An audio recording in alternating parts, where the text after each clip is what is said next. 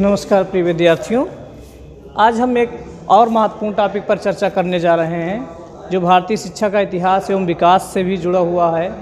इसके साथ साथ विभिन्न बिंदुओं से जुड़ा हुआ है, हमारे शिक्षा नीतियों से जुड़ा हुआ है, जिसको शिक्षा का अधिकार अधिनियम 2009 राइट टू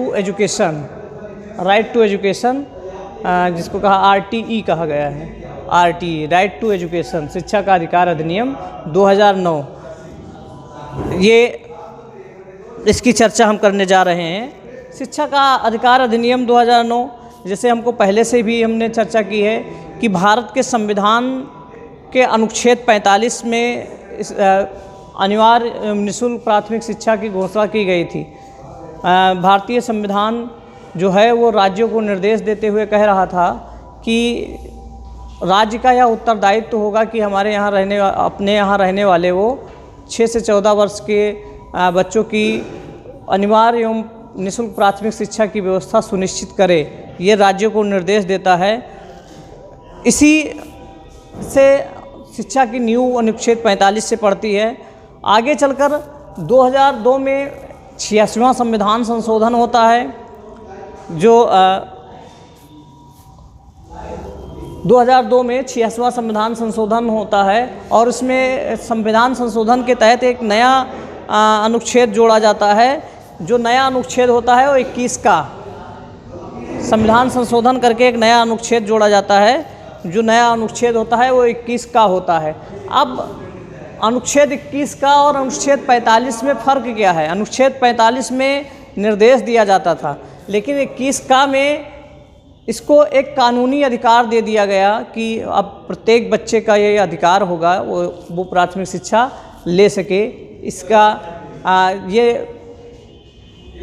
कानूनी रूप से इसको घोषित कर दिया गया प्राथमिक शिक्षा को। फिर 86वें संविधान संशोधन द्वारा ये 21 का जोड़ा गया। कई बार एग्जाम में ये भी आया है कि 21 का किस संविधान संशोधन के तहत जोड़ा गया, तो ये 86वें संविधान संशोधन के तहत जोड़ा गया। 86वां संविधान संशोधन कब हुआ? तो 86वां संविधान संशोधन 2002 में हुआ था और उसी में 21 का जोड़ा गया था। और 86वें संविधान संशोधन द्वारा संविधान के अनुच्छेद जो संविधान का भाग 4 है, 4 का 86वें संविधान संशोधन द्वारा संविधान के भाग 4 का में वर्णित मूल कर्तव्यों, जो मूल कर्तव्य हैं हमारे, वो संविधान के भाग 4 में वर्णित हैं। मूल कर्तव्यों में एक नया मूल कर्तव्य जोड़ दिया गया, 51टा, एक नया मूल कर्तव्य 51टा जोड़ा गया। और जो 51टा था वो इस प्रकार था कि प्रत्येक माता पिता या संरक्षक अपने यहाँ 6 से 14 वर्ष की आयु वाले बच्चों को यथास्थिति बालक या प्रतिपाल के लिए शिक्षा का अवसर प्रदान करें। मतलब ये एक कर्तव्य सुनिश्चित कर दिया गया माता पिता या गार्जियन का कि उनके यहाँ जो 6 से 14 वर्ष के बच्चे हैं उनको अनिवार्य रूप से वो विद्यालय में शिक्षा प्राप्त करने का अवसर उपलब्ध कराएं, ये उनका शिक्षा के अवसर प्रदान करें, ये उनका मूल कर्तव्य सुनिश्चित कर दिया गया। 51टा के तहत 11वां मूल कर्तव्य जोड़ दिया गया। इसके साथ साथ आगे चलकर 2009 में बालकों का निःशुल्क एवं अनिवार्य शिक्षा का अधिकार अधिनियम 2009 पास किया गया। जब हम अपने लक्ष्यों को नहीं प्राप्त कर पाए, कहीं ना कहीं बहुत सारी योजनाएं चली, बहुत सारी परियोजनाएं बनी। इससे पहले हमने सर्व शिक्षा अभियान के बारे में पढ़ा, लेकिन फिर भी हम लक्ष्य से कहीं ना कहीं पीछे थे। जो हमारा एक टारगेट था, उस टारगेट को, इस लक्ष्य को हम प्राप्त नहीं कर पा रहे थे। तो इसीलिए 2009 में बालकों का निःशुल्क और अनिवार्य शिक्षा का अधिकार अधिनियम, बालकों का इसका पूरा नाम जो शिक्षा का अधिकार अधिनियम है, इसका पूरा नाम क्या है? बालकों का निःशुल्क एवं अनिवार्य शिक्षा का अधिकार अधिनियम 2009, इसको पारित किया गया, इसको पास किया गया। इस अधिनियम के अनुसार 6 से 14 वर्ष के आयु वर्ग के बच्चों को कक्षा 1 से 8 तक की शिक्षा निःशुल्क प्राप्त करने का मूल अधिकार है वो। अब ये शिक्षा प्राप्त करना अधिकारों की श्रेणी में सम्मिलित कर दिया गया। अगर किसी बच्चे को शिक्षा से, प्राथमिक शिक्षा से वंचित किया जाता है तो ये इसके अधिकारों का हनन होगा। इसके लिए भी जुर्माना और दंड का प्रावधान किया गया। तो निःशुल्क शिक्षा प्राप्त करने का ये अधिकार घोषित कर दिया गया। ये 2009 में यह संसद द्वारा अधिकार पारित हुआ था और 1 अप्रैल 2010 से इसे पूरे देश में लागू कर दिया गया। ठीक, तो ये क्वेश्चन एक और यहाँ से बनता है कि शिक्षा का अधिकार अधिनियम कब पारित किया गया? तो शिक्षा का अधिकार अधिनियम 2009 में पारित किया गया। अब दूसरा क्वेश्चन बनता है कि शिक्षा का अधिकार अधिनियम लागू कब किया गया?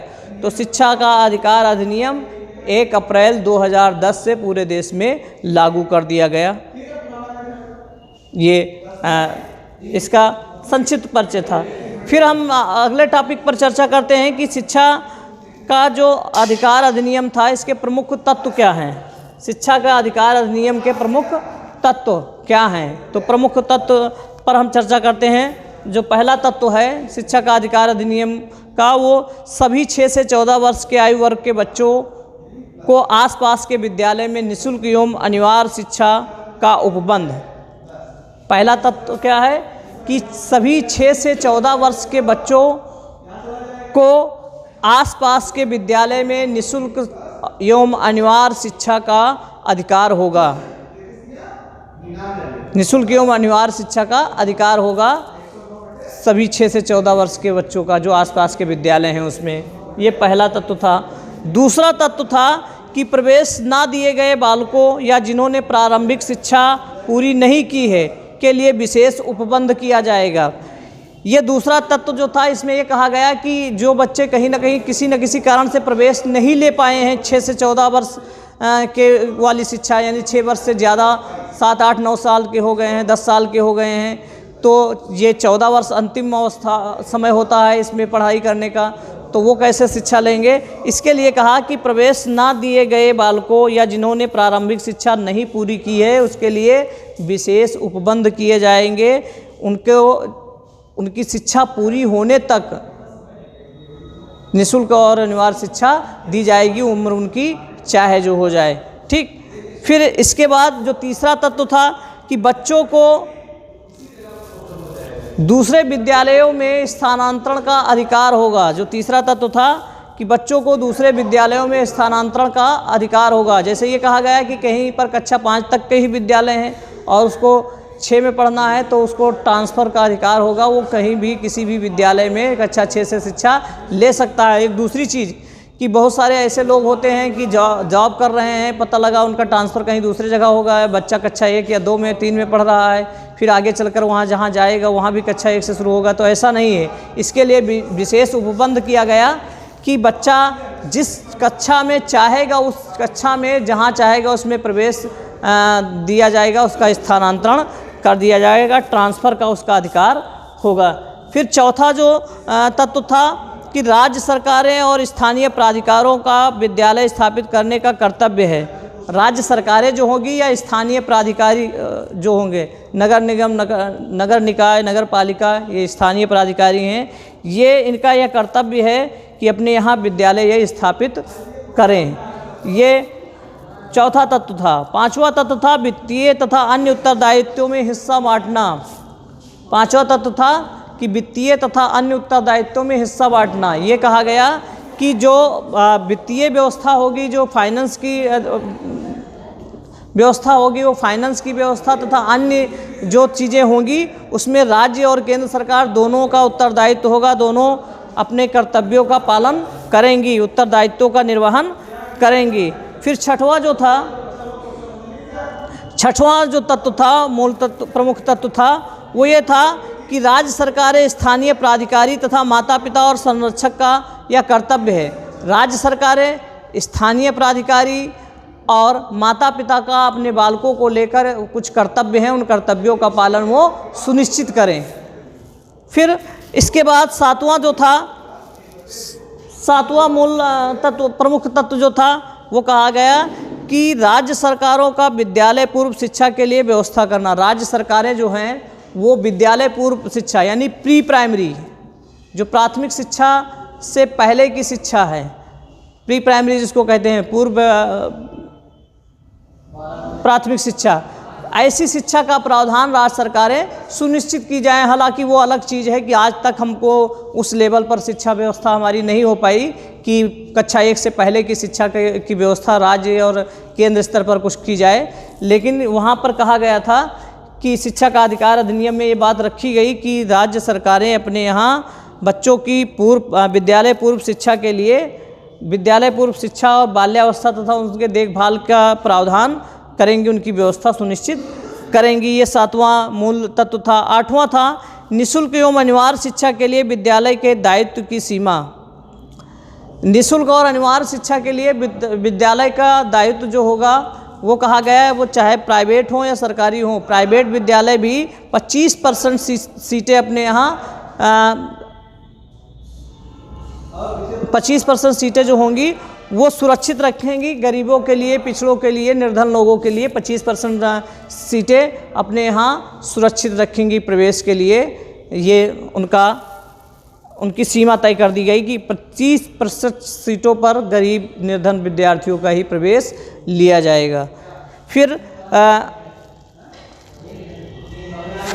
9वां जो मूल तत्व था, 9वां मूल तत्व क्या था कि कोई भी विद्यालय ना तो दान ले सकता है, ना किसी भी प्रकार का कोई चंदा लेगा, और ना ही अभिभावक या बच्चों के चयन के लिए कोई प्रणाली अपनाएगा। कोई भी विद्यालय ऐसा है तो किसी भी प्रकार का दान, चंदा या किसी भी प्रकार की प्रवेश की प्रणाली नहीं अपना सकता है कि जिससे अभिभावक और बच्चों के प्रवेश की प्रणाली अपनाकर फिर बच्चों का प्रवेश दिया जाए। इसके साथ साथ जो 10वां प्रमुख तत्व था कि जन्म प्रमाण पत्र के अभाव में प्रवेश से इनकार न करना।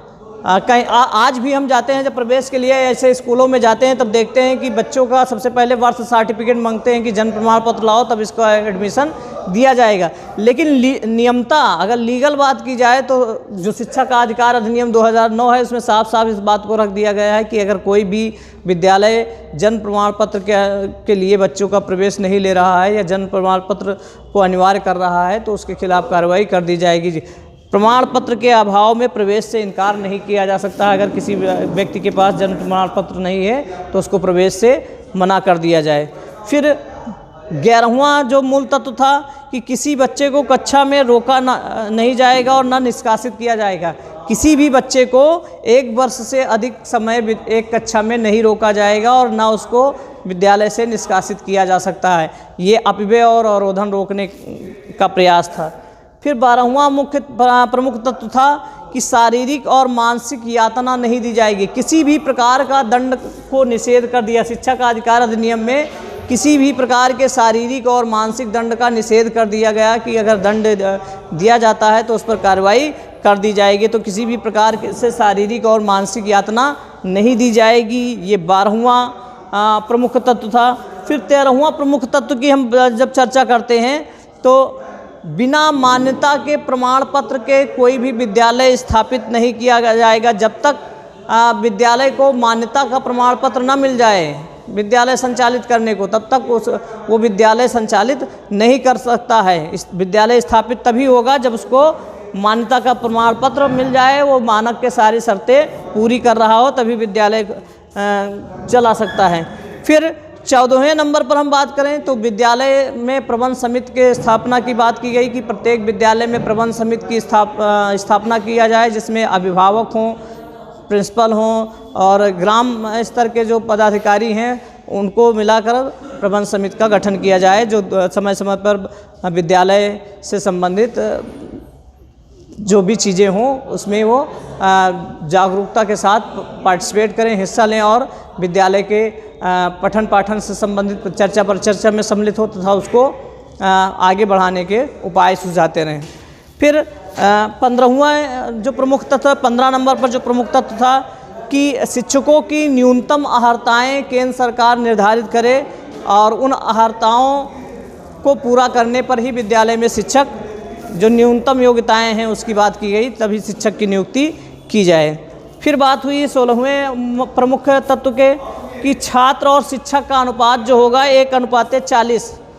छात्र और शिक्षक का अनुपात जो होगा 1:40, 40 विद्यार्थी पर कम से कम एक शिक्षक का होना अनिवार्य है। ये भी कहा गया है कि छात्र और शिक्षक का अनुपात 1:40 होगा। फिर 17वें नंबर पर बात की जाए कि गैर शैक्षिक प्रयोजनों के लिए शिक्षकों का प्रतिषेध किया गया कि जो शिक्षा से हटकर कार्य हैं वो शिक्षकों से नहीं कराए जाएंगे। विशेष कार्यों को छोड़कर, विशेष कार्यों में चुनाव, जनगणना और आपदा को छोड़कर शिक्षकों की ड्यूटी कहीं और नहीं लगाई जाएगी। चुनाव में लगाई जा सकती है, जनगणना में लगाई जा सकती है और आपदाओं के समय उनकी ड्यूटी लगाई जा सकती है। इसके अलावा केवल शिक्षण कार्य करेंगे, किसी अन्य जगह पर उनकी ड्यूटी नहीं लगाई जाएगी। 18वां जो प्रमुख तत्व था कि बालक के शिक्षा के अधिकार को मॉनिटर करना। जो बालक के शिक्षा के अधिकार हैं, जो ये शिक्षा का अधिकार अधिनियम लागू किया गया है, इसका किस हद तक पालन हो रहा है और क्या इसमें कमियां आ रही हैं, इसके लिए जो बाल शिक्षा संरक्षण अधिकार अधिनियम 2005 के अंतर्गत जो प्रावधान किए गए हैं उसका कठोरता से पालन करना। इसके साथ साथ जो अंतिम प्रमुख तत्व था कि राष्ट्रीय सलाहकार परिषद और राज्य सलाहकार परिषद का गठन किया जाए, जो समय समय पर इससे संबंधित चीज़ें की जानकारी लेते रहें, समय समय पर इसमें सुधार से संबंधित सुझाव देते रहें। ये हमारा शिक्षा का अधिकार अधिनियम 2009 का संक्षिप्त सा परिचय था। फिर अगले वीडियो में हम किसी अगले टॉपिक पर, दूसरे टॉपिक पर चर्चा करेंगे। धन्यवाद।